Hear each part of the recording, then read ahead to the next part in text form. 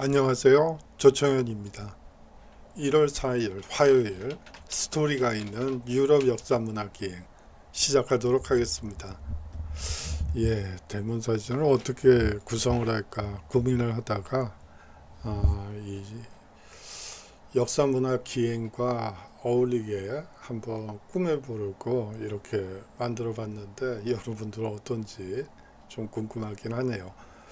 지도랑 이 노트북이랑 그리고 이 여권, 비행기 티켓 그리고 선글라스까지 다 장만을 했는데 이 오미크론이라는 또 뚜딴지가 어디서 쓱 나타나 가지고 이 해외 여행을 또 못하게끔 만들어 버렸네요.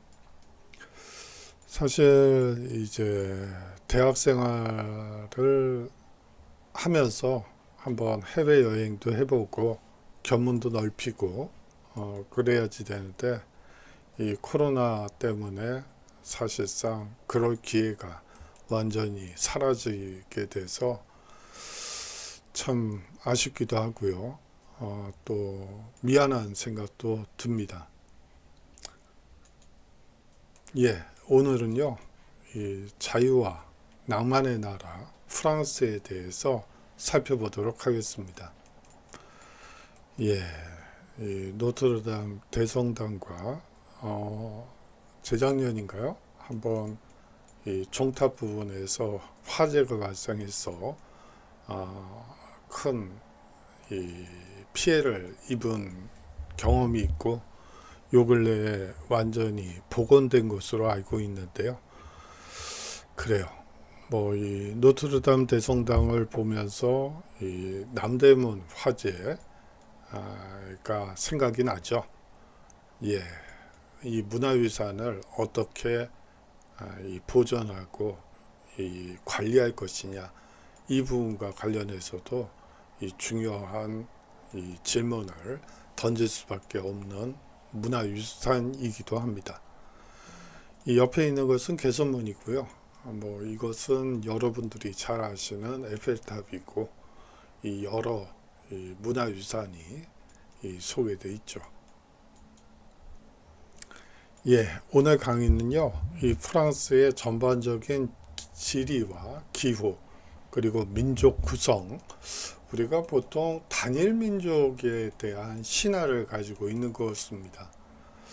하지만 단일 민족 국가라는 것이 존재하기가 어렵죠. 뭐 국가 간의 이 교류가 활성화된 뭐 심지어 과거에도 뭐 그렇게 교역이 발달되어 있지 않았다 하더라도 이 사람들 간의 인적 교류는 뭐 지금보다는 못하지만 많이 이루어지고 있었습니다. 그렇기 때문에 이 민족 구성과 관련해서 말씀을 드리고요. 그 다음으로 국기와 국가 그리고 역사에 대해서 전반적으로 소개해 드리도록 하겠습니다. 여기 심어져 있는 것은요, 이 라벤더입니다. 이 라벤더는 향신료로도 사용되죠. 뭐 향수나 뭐 향장품에도 활용이 되고요. 또 향신료로서 이 식사 때 향을 또 음식 맛 풍미를 돋구는 재료로 활용되는 이 식물이라고 보시면 됩니다. 오늘은요, 이 지리와 기후가 산업에 미친 영향에 대해서 한번 전반적으로 살펴보고요.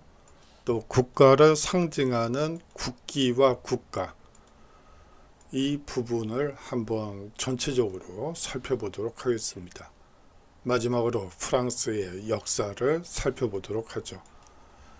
여기 이 사진에서 이 포도밭이 나오는데요. 뭐 포도주가 유명한 나라죠. 이 포도밭은 이 포도는요, 이 사람 키 어깨만큼 자라는 품종 개량을 통해서 어깨만큼 자라기 때문에 이 관리하기가 상당히 쉽게 이 품종 개량을 한 포도라고 보시면 됩니다. 지리적 조건에 대해서 살펴보도록 하죠.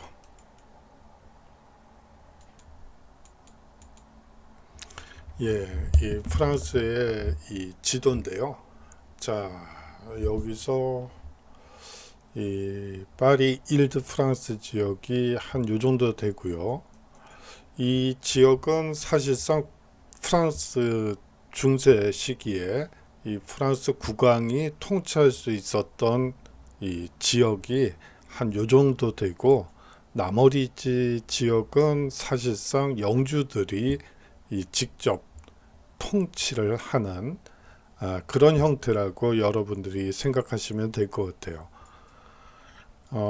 여기서 뭐 다 아실 필요는 없고, 알자스 로렌 지역은 이제 독일과 국경을 접하고 있고, 이제 독일과 주거니 받거니, 이 영토 면에서는 주거니 받거니 한 지역이기 때문에 사실상 갈등 지역이라고도 볼 수 있다고 할 수 있습니다.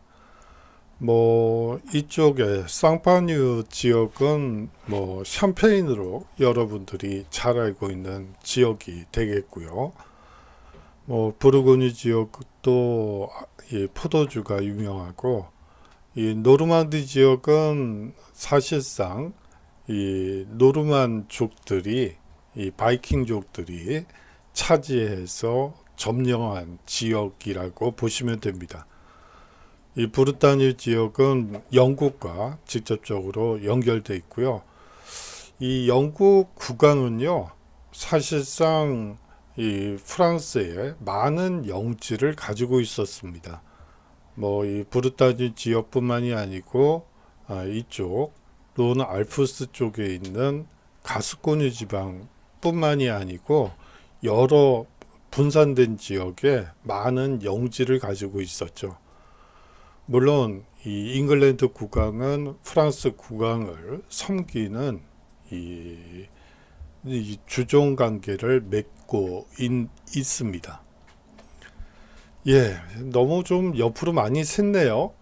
이거를 얘기하려고 한 건 아니었는데 약간 좀 옆으로 샌 것 같습니다. 그것이 결국은 백년 전쟁의 원인이었다.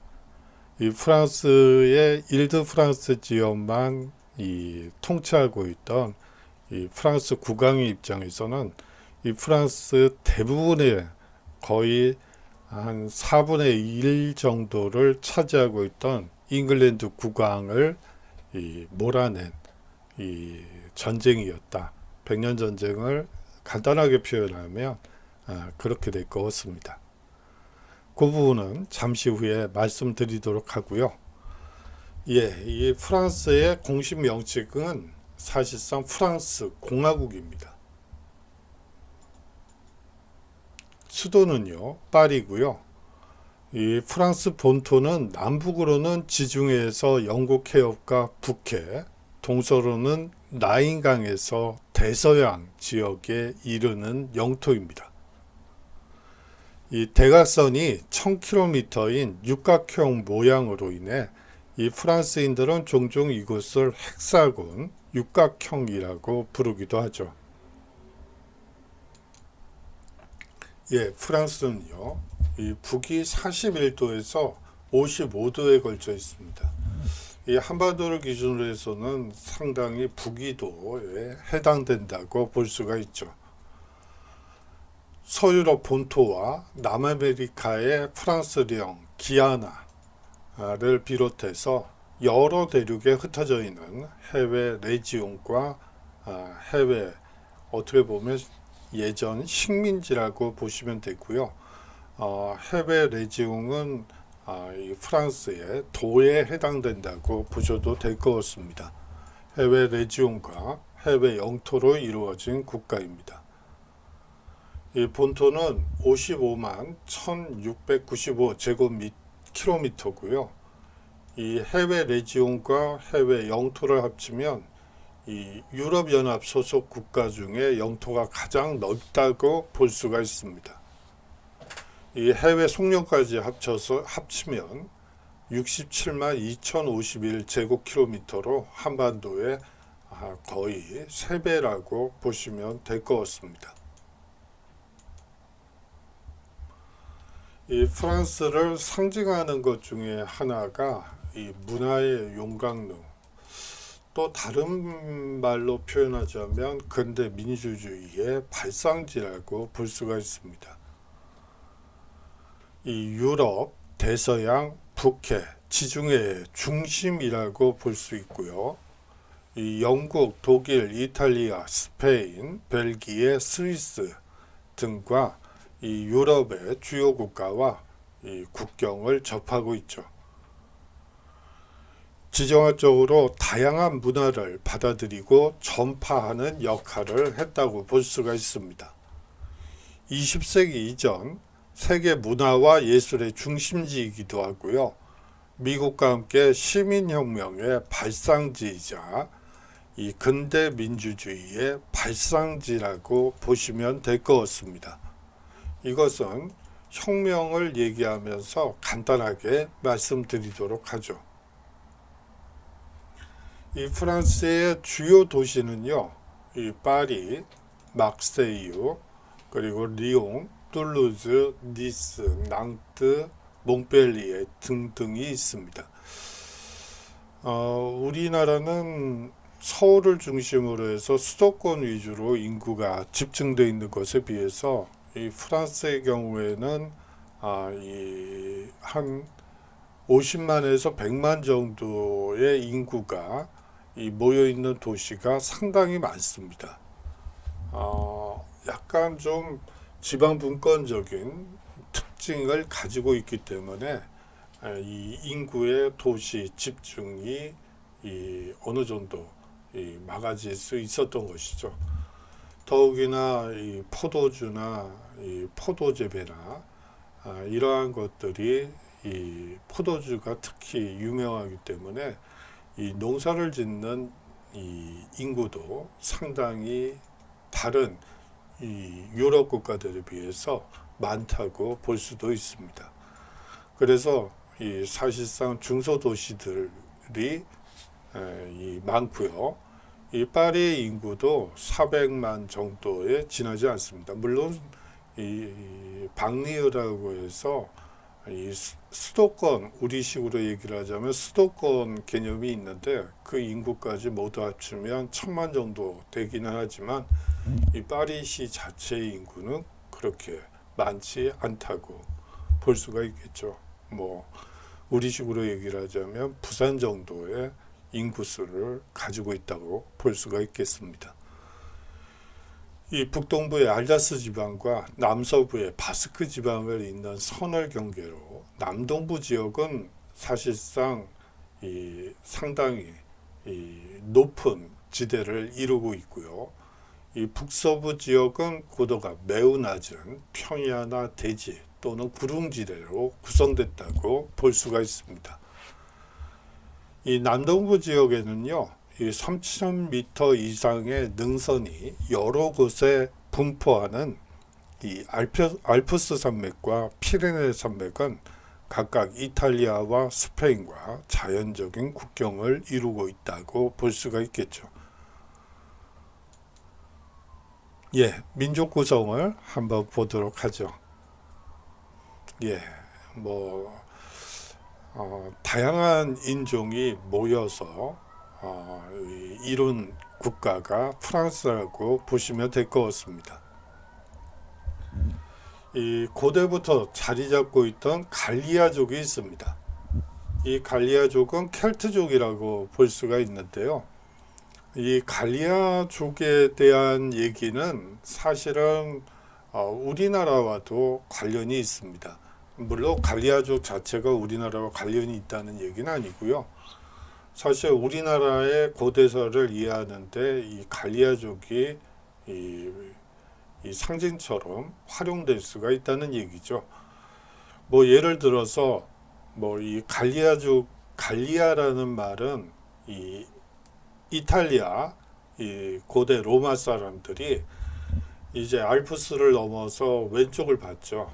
그랬더니 이상한 사람들이 말 타고 돌아다니면서 노략질을 하는 그런 사람들이 많았다고 합니다.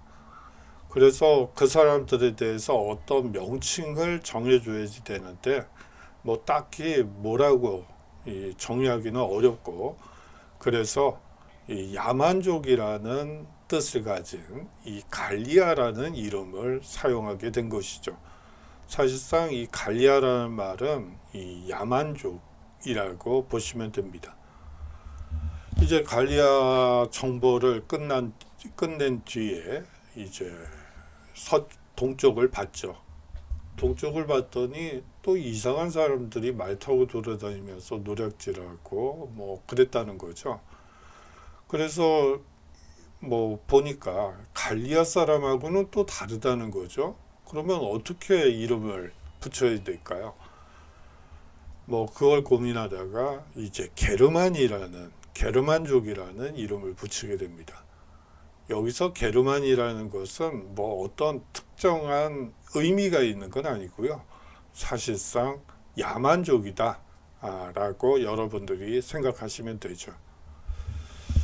뭐 제가 앞서서 우리나라와도 관련이 있다고 말씀을 드렸는데요.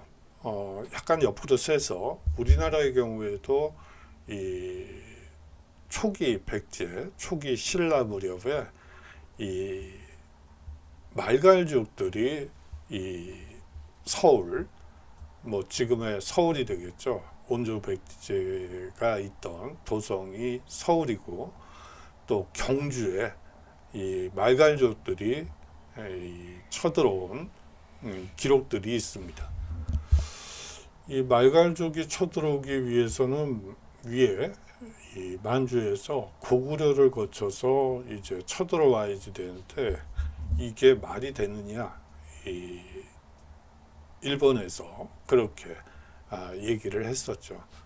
그래서 요새 나오는 얘기는 이제 그때 온조, 백제, 그리고 이 박혁거세 신라 세력에 반대하는 임금 부족들을 그냥 이 말갈족이라고 부른 게 아니냐라는 해석이 지금 지배적이에요.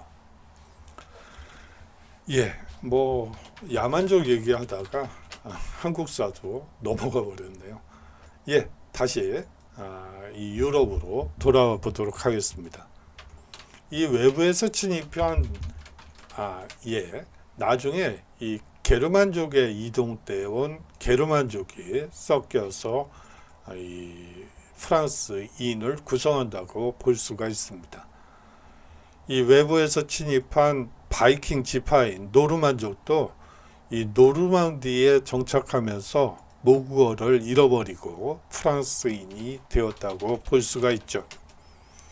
이후에도 여러 이민족들이 계속 영역으로 들어왔고, 19세기부터는 서유럽, 동유럽, 중동, 아프리카, 남아시아, 동남아시아로부터 이민도 계속 받았기 때문에 이 프랑스는 다민족 국가라고 볼 수가 있습니다. 예, 여러분들이 뭐 동유럽, 중동, 아프리카, 남아시아까지는 뭐 이해가 가시는데, 이 동남아시아에 이민이 왔다, 이 부분을 좀 이해가 안 되실 수도 있을 것 같아요. 예, 이 라오스 그리고 베트남은 이 프랑스의 이 당시 식민지였죠. 그래서 이쪽으로부터 들어온 이민들이 이 프랑스에 제법 됩니다. 그렇기 때문에 이 동남아시아인들이 뭐 제법 많다고 볼 수도 있죠. 뭐 그 정도로 말씀을 드리겠습니다. 예, 자연환경을 보도록 하죠. 예, 양이고요. 양이 풀을 뜯고 멀리 몽세미셸이 보입니다. 이 지역은 뭐 나치 점령기에도 이 섬만큼은 점령하지 못하고, 어떻게 보면 이 해방 공간으로 남아있던 지역이라고 볼 수가 있습니다. 예, 이 프랑스의 여러 특산품들이 있는데요. 이것은 이 햄이라고 볼 수가 있는데 뭐 그 나라 사람들은 장봉이라고 얘기하는 건데 나름 여러분들이 이제 프랑스에 가시면 전통시장들이 뭐 한 토요일 정도에 열립니다.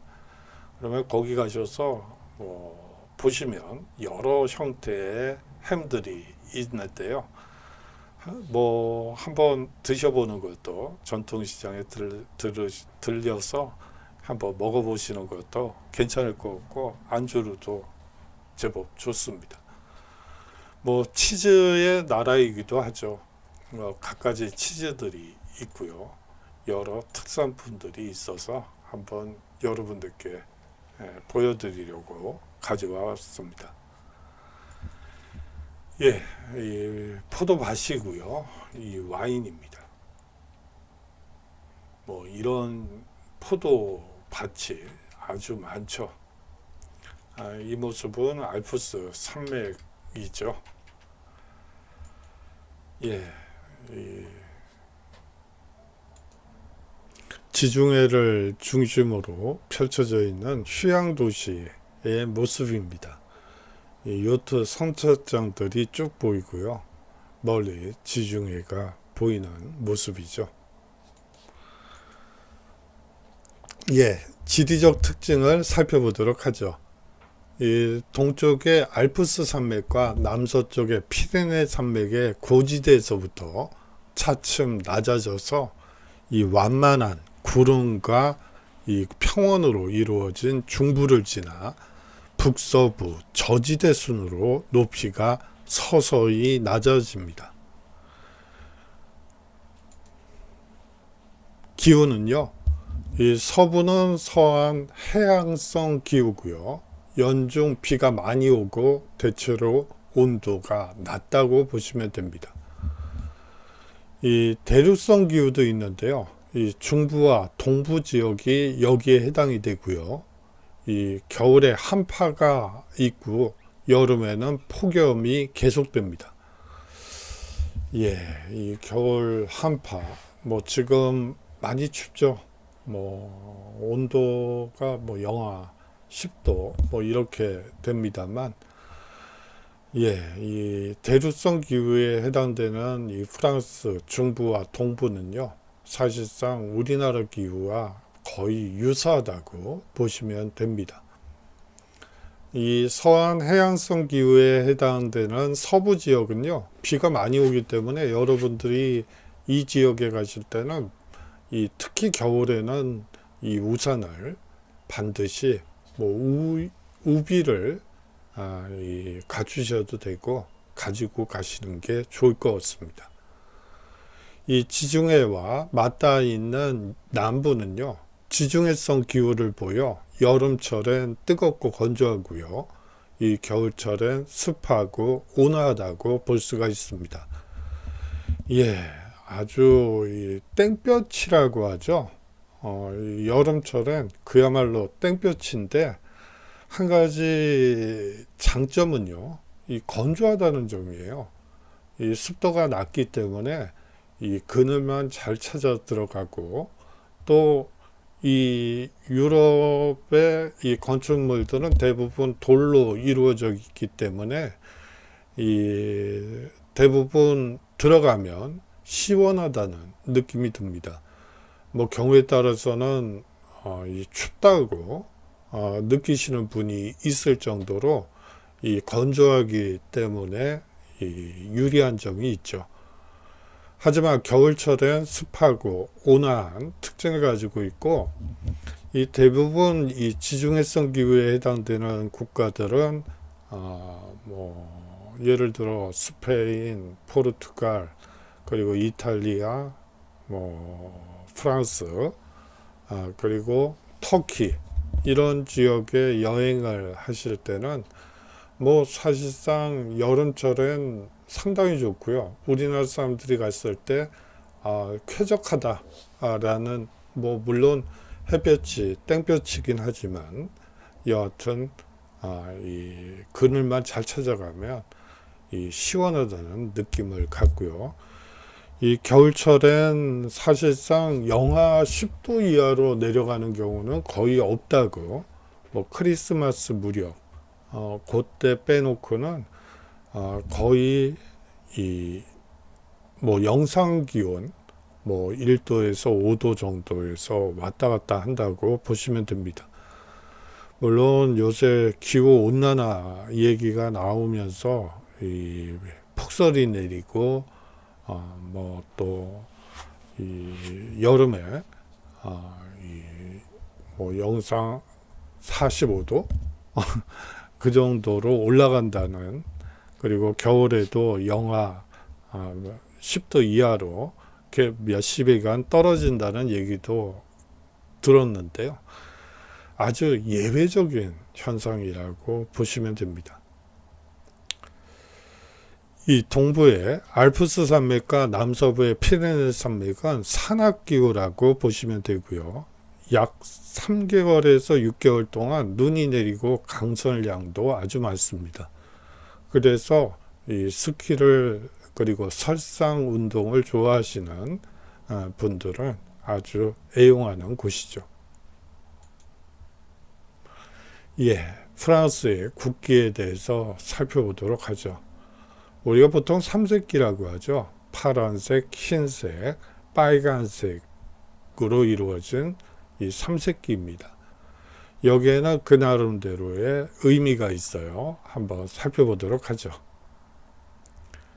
이 파리시의 깃발은 파랑과 빨강의 두 가지 색으로 이루어져 있었습니다. 원래 이 프랑스 국기는 프랑스 혁명 기간 동안 만들어졌는데요. 원래 이 파리시 깃발은 파랑과 빨강 두 가지 색으로 이루어져 있었죠. 1789년 7월 14일 바스티유 감옥 습격 당시 파리 시민들이 파리시 시기를 두른 것이 이제 모티브가 돼서 파리시 깃발을 두른 채 시위에 참여하게 됩니다. 이 바스티유 감옥 습격 성공으로 혁명이 이 파란색과 빨간색은 이 혁명을 대표하는 색이 되죠.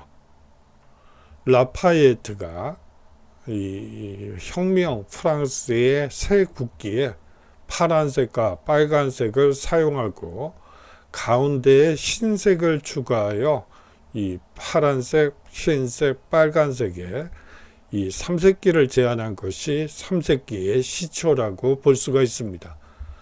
그런데 여기서 중요한 것은요, 이 흰색이 가지는 의미입니다. 이 흰색은요, 부르봉 왕조를 상징하는 색이었죠.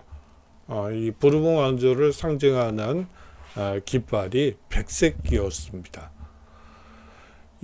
그렇기 때문에 이 시기 혁명 초기에 구상된 것은 입헌군주정을 기반으로 한 온화한 혁명을 기대하고 만들어진 깃발이라고 여러분들이 생각하셔도 될 것 같아요.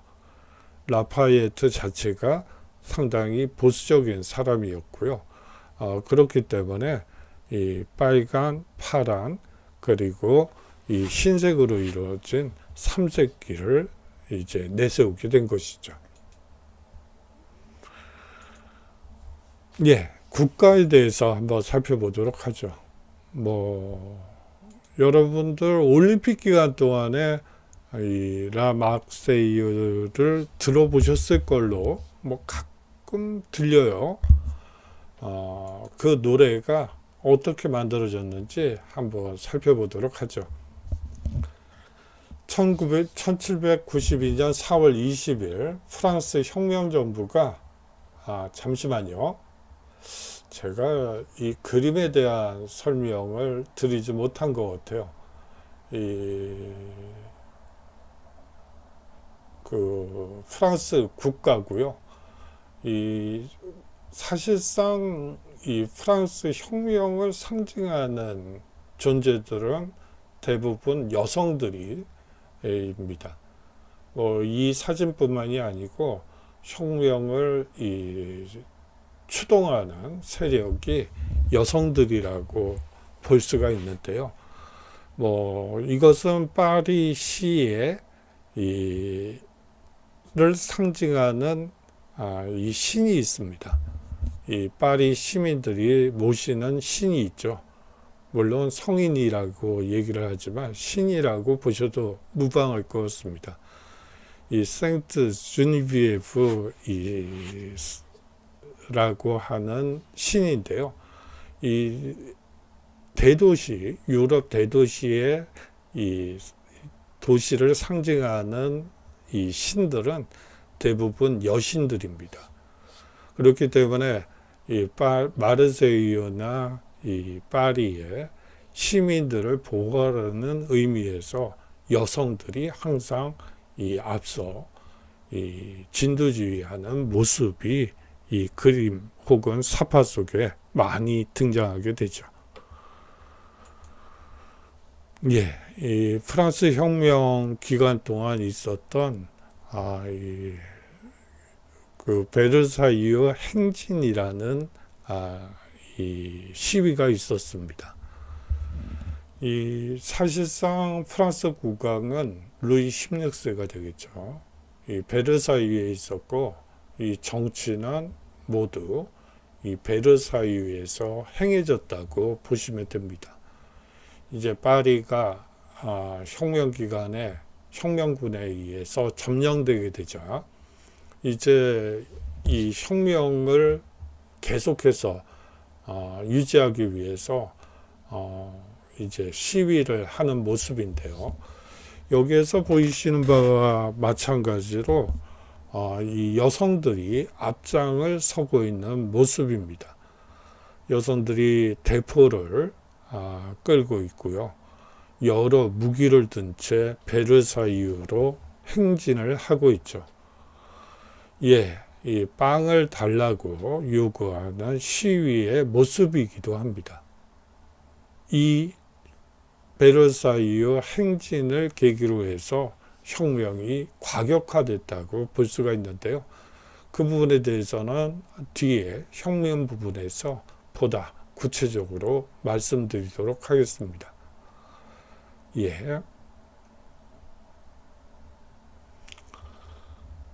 1792년 4월 20일 프랑스 혁명정부가 오스트리아에 선전포고를 하게 됩니다. 4월 25일 프랑스 동쪽 끝에 위치한 스트라스부르에 도착하게 되죠. 이 소식을 들은 이 오스트리아 군이 프랑스 동쪽 끝에 위치한 스트라스부르에 도착하게 됩니다. 이 소식을 들은 육군 공병대위 클로드 조제프 루제드 릴은 이 출정 부대의 격려를 위해서 하룻밤 만에 작사한 곳이 이 프랑스 이 국가라고 볼 수가 있습니다. 이 처음에는 군가였던 것이죠. 당시의 노래 제목은 라인 방명군을 위한 군가라는 제목을 가지고 있었습니다. 이 마르세유 출신 육군 의용병들이 1792년 8월 10일 봉기로 파리에 입성할 때 부르던 것이 널리 알려져서 프랑스 제1공화국의 국가로 이 라막세유즈가 이제 지정되게 됩니다. 하지만요, 이 종신통령이었던 나폴레옹 보나파르트가 이 과도한 혁명 정신이 담겨 있다는 이유로 국가 자리에서 끌어내려지죠. 국가도 이런 우여곡절을 겪으면서 사실상 정착하게 된다고 볼 수가 있죠.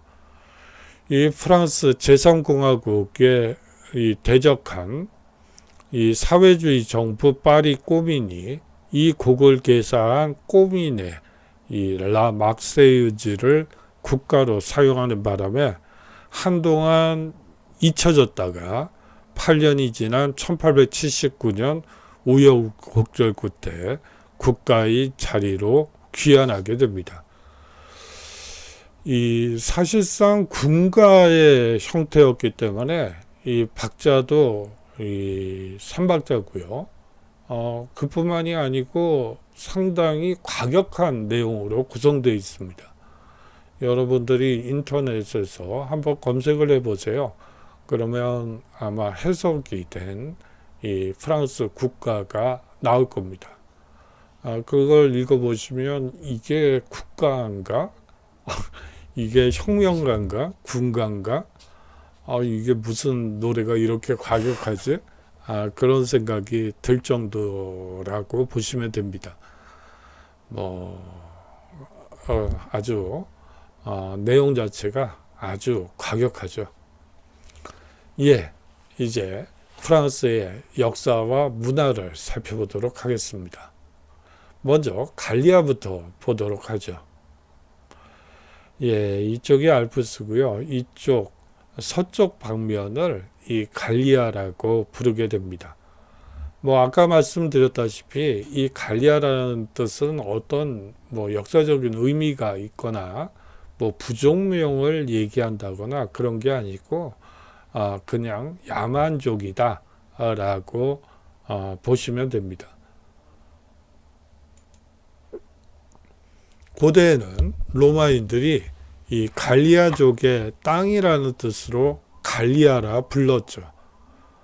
이 율리우스 카이사르가 9년 만에 갈리아 전쟁으로 갈리아를 정복하게 되죠. 기원전 51년 이 카이사르가 골족을 정복하여 로마 제국에 이제 이 골족은 정복당하게 됩니다. 로마의 문화를 받아들여 급격한 이 문화적 발전을 이룩하게 되죠. 한 가지만 여기서 말씀을 드릴게요. 이 로마인들이 처음부터 고대 로마가 처음부터 이 대제국을 형성한 것은 아니죠.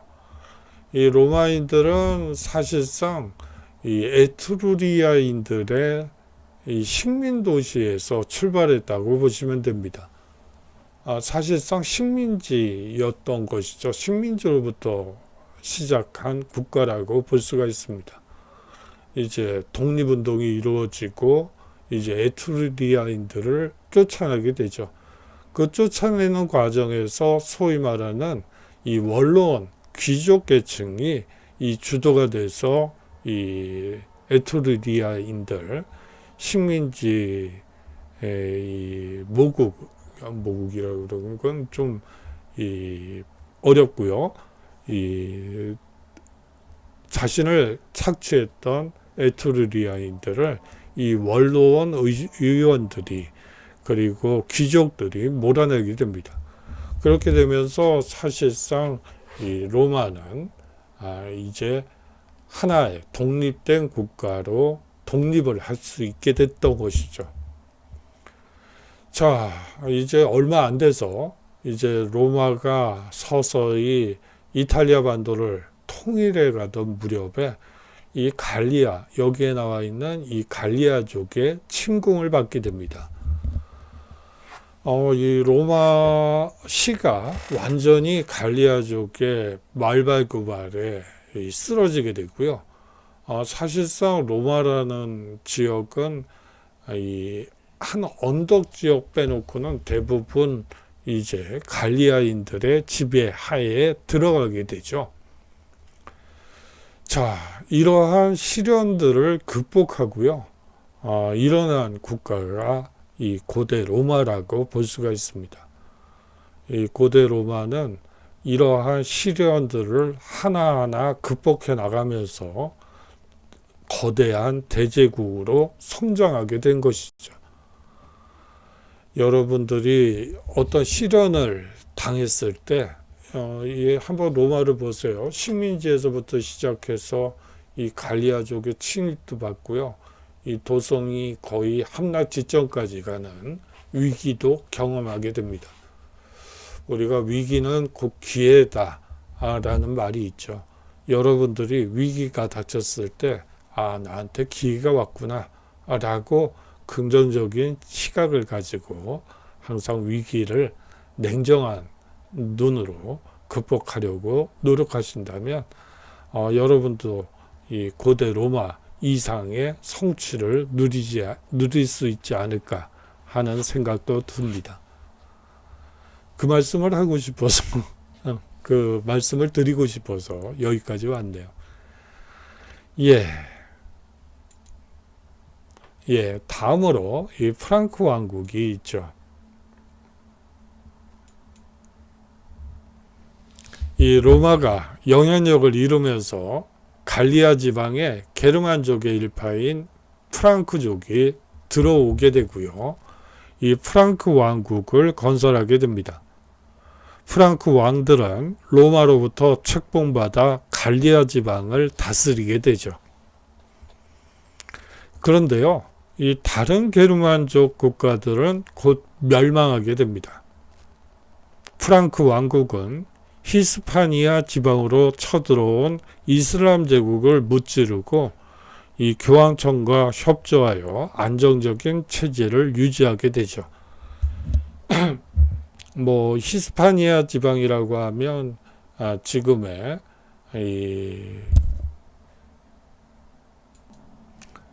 이베리아 반도라고 보시면 될 것 같아요.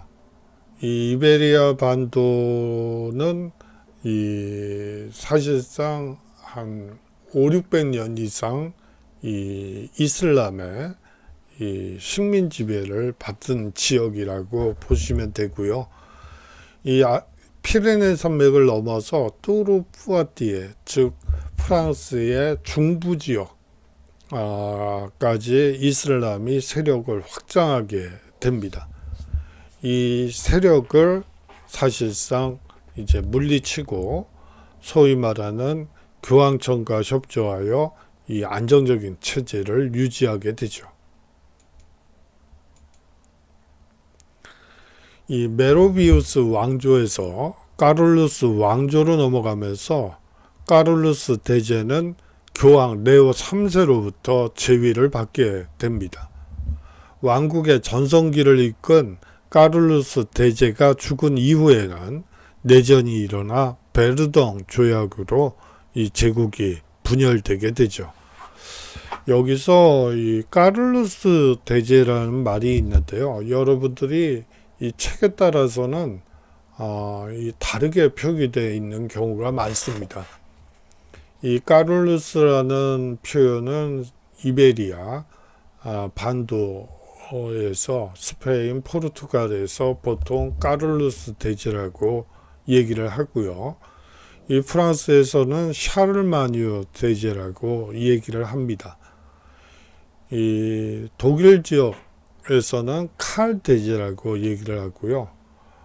이 영국 지역에서는 찰스 대제라고 얘기를 합니다.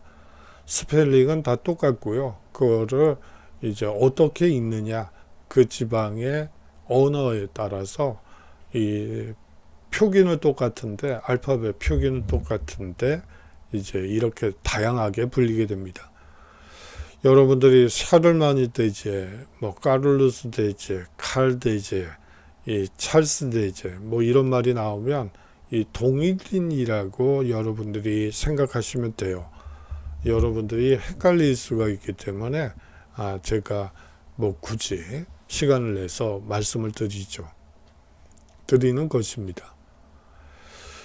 이 서프랑크 왕국이 987년에 프랑스 왕국을 성립하고요.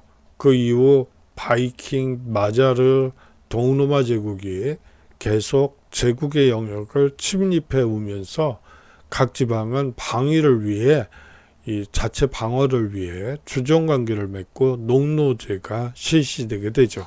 봉건제와 농노제가 실시되게 됩니다. 자, 이 서유럽의 상황을 보시면 여기서 잘 드러나지만 먼저 프랑크족이, 게르만족이 침입해 오고요. 로마인들이 그 전에 또 점령하고요. 이 게르만족, 그리고 바이킹, 마자르, 이 동로마 제국까지 이 계속되는 전쟁의 이 소용돌이에 빠졌다고 볼 수가 있죠. 인구는 급감하게 되고요. 뭐 그런 특징을 가지고 있습니다. 여기서 이제 동로마 제국이 나오는데요. 뭐 마자르족까지는 그렇지만 동로마 제국은 사실상 이 게르만족이 차지한 지역이 이 로마 제국의 영역이죠. 그렇기 때문에 이 동로마 제국은 이 서유럽, 이 서프랑크 왕국을 침입하면서 이 고토 회복 전쟁이라는 명분을 내세우게 됩니다. 그렇죠.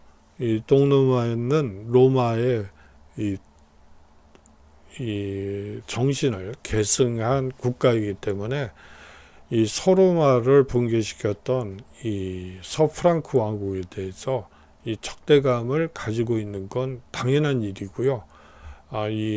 이쪽 지역으로 쳐들어오면서 고토 회복이라는 명분을 내세우기도 하죠.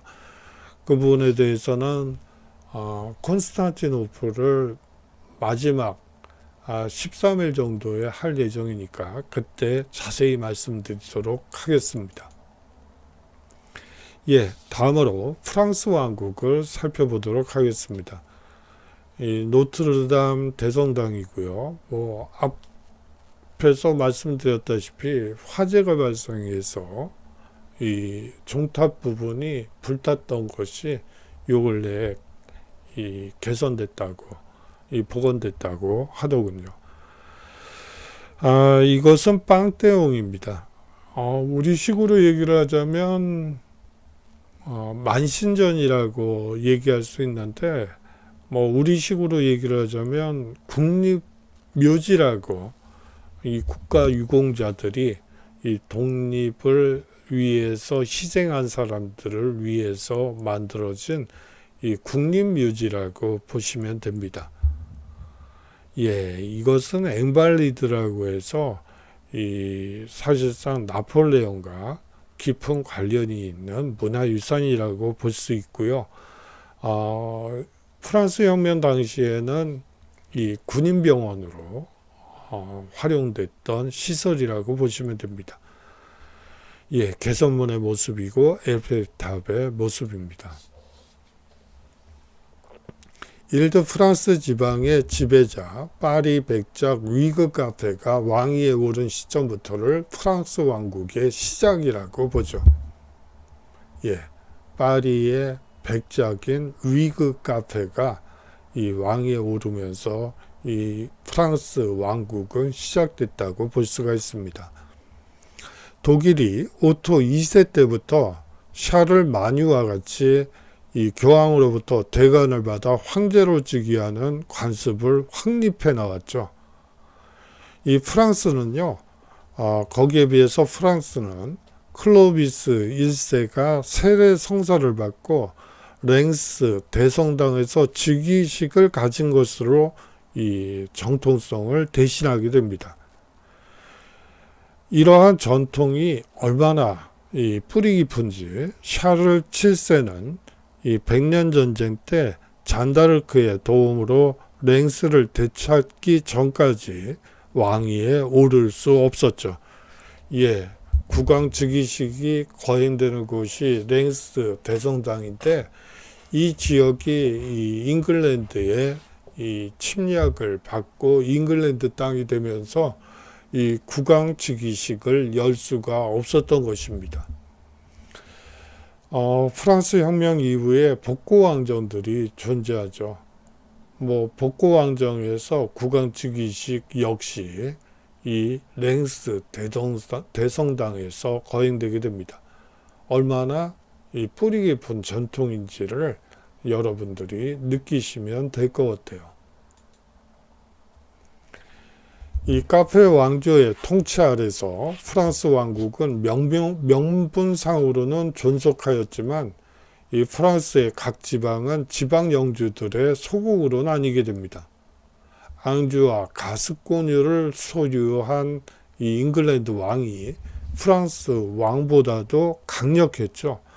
물론 잉글랜드 국왕이 프랑스 국왕을 섬긴다는 이 봉건제의 기본적인 틀은 마찬가지입니다. 하지만 이 현실적인 권력이라는 측면에서 보면 이 프랑스 내에 잉글랜드 왕이 훨씬 더 많은 영지와 많은 토지를 가졌다고 볼 수가 있죠. 이 카페 왕조는 이 일드 프랑스 지역 이외에는 지배할 수 있는 권한이 거의 없었다고 보시면 되고요. 이후 카페 왕조는 지방 영주들의 땅을 하나씩 차근차근 점령하면서 성장했다고 보시면 됩니다. 존엄왕 필립 2세 시절에 카페 왕조는 급성장하게 되죠. 그와 이 잉글랜드의 사자왕 리처드는 프랑스 영토를 두고 종종 다투었으며 결국 잉글랜드가 조낭 시기에 이르자 아키텐드 지방을 제외하고 프랑스 왕에게 프랑스 영토를 모조리 넘기기도 하죠. 이 발루아 왕조로 넘어가자 잉글랜드에서 백년 전쟁을 일으키게 됩니다. 잉글랜드의 군대는 용병으로 구성되어 더 심한 노략질을 하게 되죠. 흑사병이 출몰해서 이 자크리의 난과 같은 이 대규모 농민 반란이 발발하기도 하고요.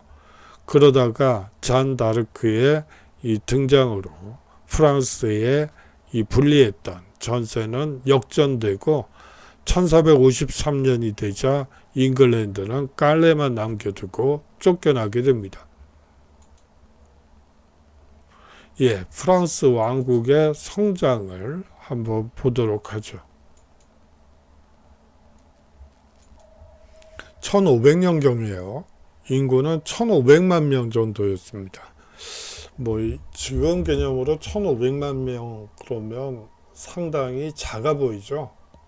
하지만 당시에 이 전체 서유럽을 기준으로 해서 인구가 1500만 명이 넘는 국가는 이 프랑스 이외에는 없었다고 보시면 됩니다.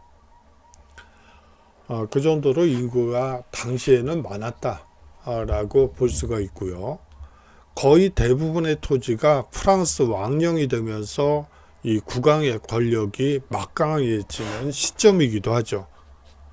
외부에 영향력을 행사하기 시작해서 이탈리아를 두고 합스부르크 가문과 전쟁을 벌이기도 합니다. 이 시기에 결국은 레오나르도 다빈치도 사실상 프랑스로 모시고 오게 되는 계기가 된 게 바로 이 시기라고 보시면 됩니다. 이 무렵에는 합스부르크에게 계속 패배했고요.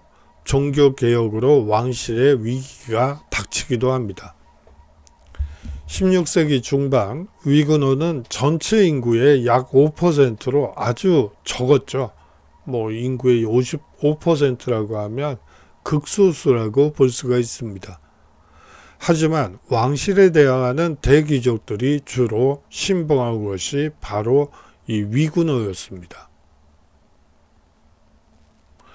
이 방르아 왕조는 전통 가톨릭을 신봉하고 있고요. 이 위그노 측에 부르봉 가문이 있었습니다.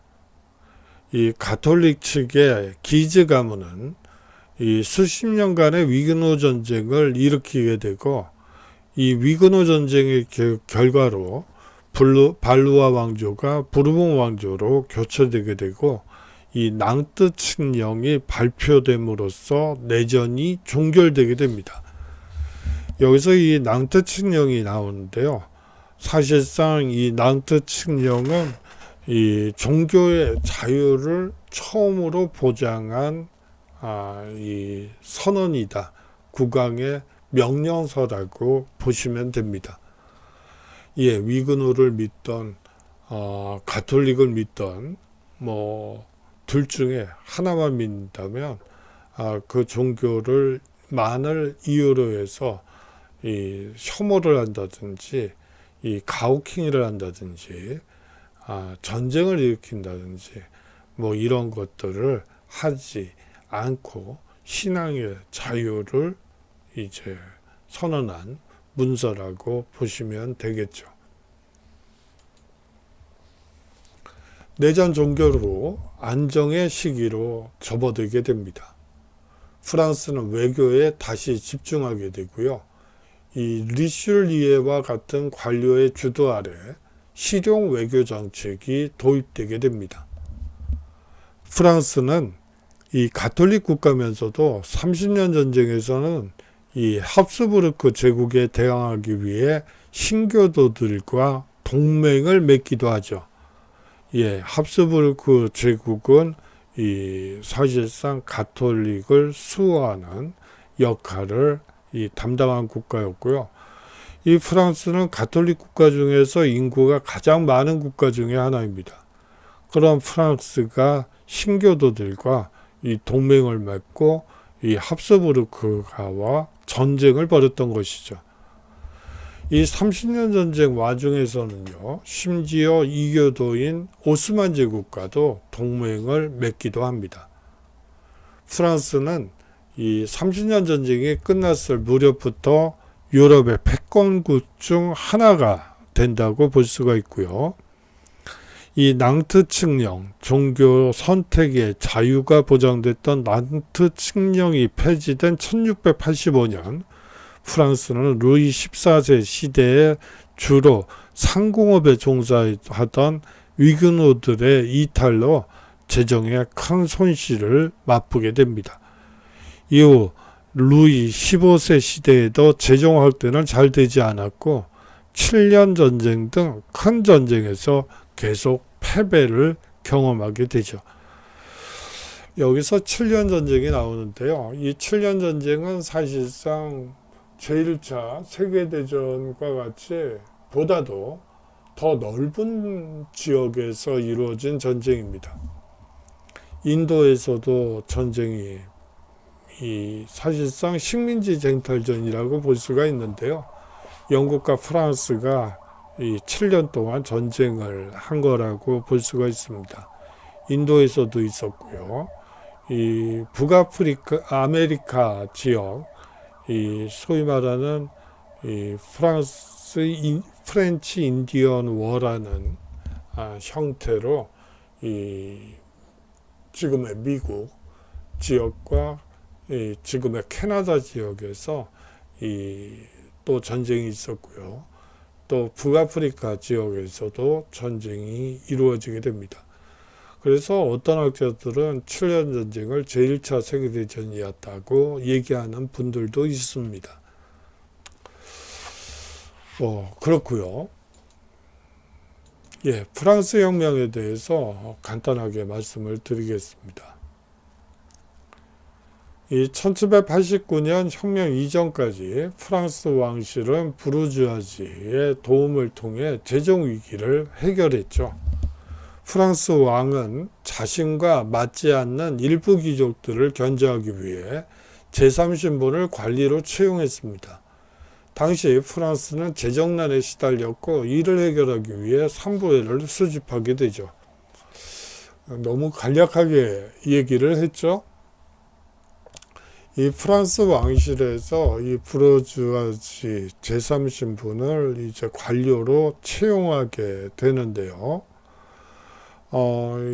사실상 이런 식이에요. 지금 상식적으로는 전혀 이해할 수 없는 관직들이 많아요. 국왕 지팡이 담당, 장관, 차관, 차관보, 국장, 과장, 주사보, 주사보란 말은 요새 안 쓰죠.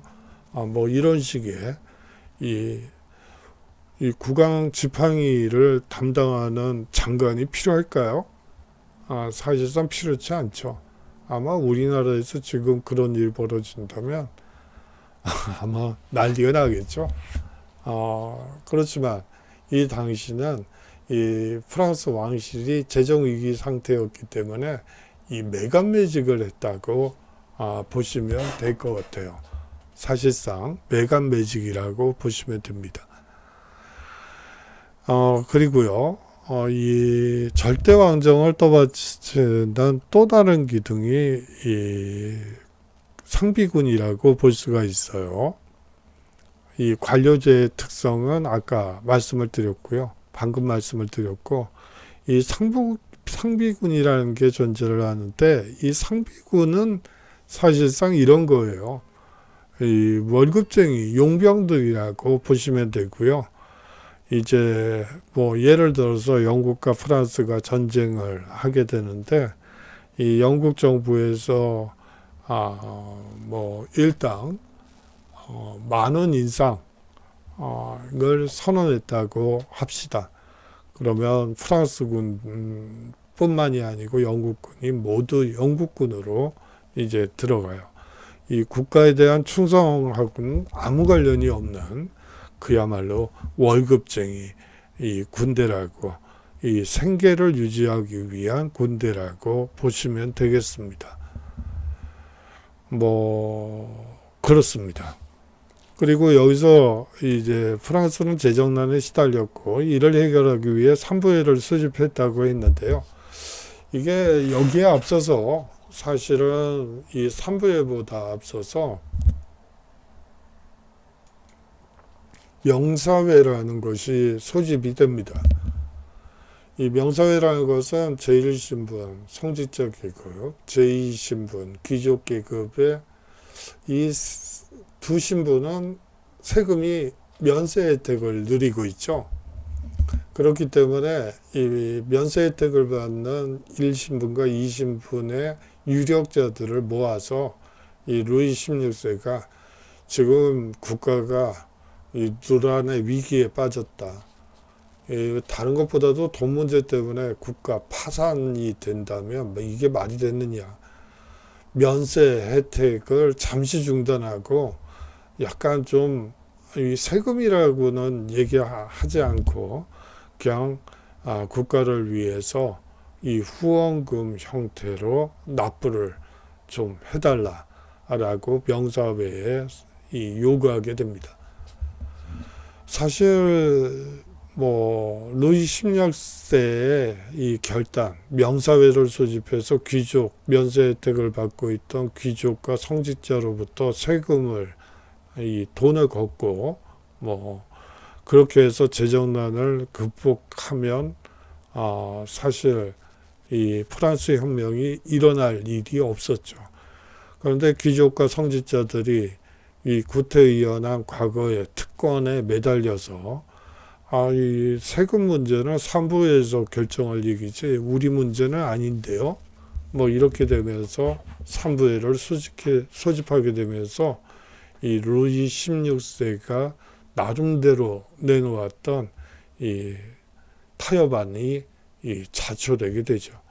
그러면서 사실상 끝도 모를 혁명으로 이 빠지게 됩니다. 이 대다수였던 제3신분이 다른 두 신분의 세금을 모두 부담해야 하는 부당한 결정이 가결되자 이 프랑스 대혁명이 발발하게 되죠. 이후 프랑스 공화국은 나폴레옹이 득세하기 전까지 자유서상의 파급을 우려한 주변 국가와 전쟁을 벌이게 됩니다. 1799년 나폴레옹이 제1통령으로 취임하게 되고요. 이때 프로이센, 오스트리아, 러시아에게 전부 승리했으나 영국에게 해전에서 패배를 당하게 되죠. 아울러서 1812년 러시아 원정에 나섰다가 패배하기도 합니다. 결국 나폴레옹이 몰락하면서 프랑스는 왕정복고를 경험하게 되죠. 프랑스는 빈 회의에서 패전국임에도 불구하고 비교적 좋은 대우를 받게 됩니다. 이 프랑스 혁명으로 만들어진 새로운 사상은 7월 혁명, 2월 혁명 등으로 계속 나타났고 몇 차례의 체제 변화 끝에 결국 나폴레옹 3세가 다시 황제로 즉위하게 되죠. 이 나폴레옹 3세는요, 적극적으로 아프리카, 인도차이나 등지에 이 식민지를 개척하게 되고요. 하지만 유럽 본토에서는 각종 실수로 외교적으로 고립되게 됩니다. 이 프로이센 프랑스 전쟁 때 책에 따라서는 보불 전쟁이라고 적혀 있는 책도 있습니다. 뭐 같은 용어라고 보시면 되고요. 이 프로이센 프랑스 전쟁 때는 이 프로이센에게 패배해서 황제 나폴레옹 3세가 세당 전투에서 포로로 잡히고 파리가 포위되어서 파리 시민들이 동물원의 동물과 쥐나 개 그리고 고양이를 잡아먹는 처절한 상황이 일어나게 되죠. 예, 이 사실상 파리가 거의 6개월간 이 포위를 당하면서요. 사실상 이 공격을 하지 않은 채, 이 프로이센군은 공격은 하지 않은 채 계속 이 파리로 들어오는 보급품들을 끊는 포위 작전을 계속하게 됩니다. 그 이유 중에 하나는 파리의 문화유산을 이 파괴했다는 이 오명을 이 벗어나기 위해서 그런 6개월간의 고립 그리고 포위 작전을 실행했던 것이죠. 이 보급품이 들어오지 않게 되자 이 파리 시민들은 이 쥐나 개, 고양이 할 것 없이 이 돌아다니는 모든 곤충까지도 잡아먹는 처절한 상황으로 내몰리게 되고, 이 크리스마스 기간에는 동물원의 동물들이 이 특식으로 이 전쟁이 가지고 있는 비극이라고 보시면 되겠죠. 이 특식으로 제공이 되게 됩니다.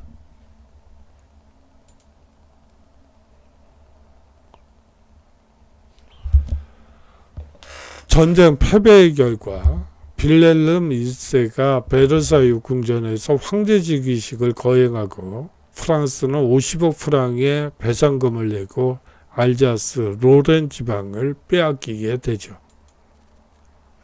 1870년 제3공화국이 성립하게 됩니다.